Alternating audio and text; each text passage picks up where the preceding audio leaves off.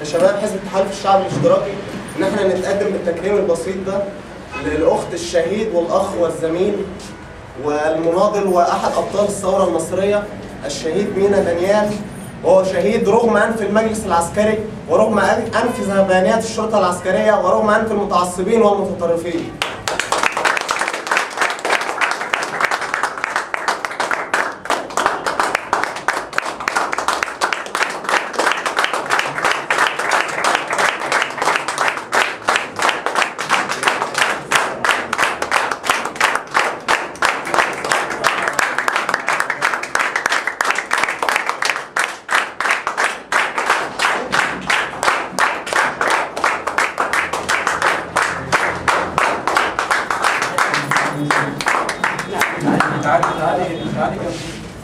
نشكركم جزيلا على حضور حفل تأبين جبارة مصر وأيقونة الثورة المصرية الشهيد مينا دانيال. شكرا جزيلا.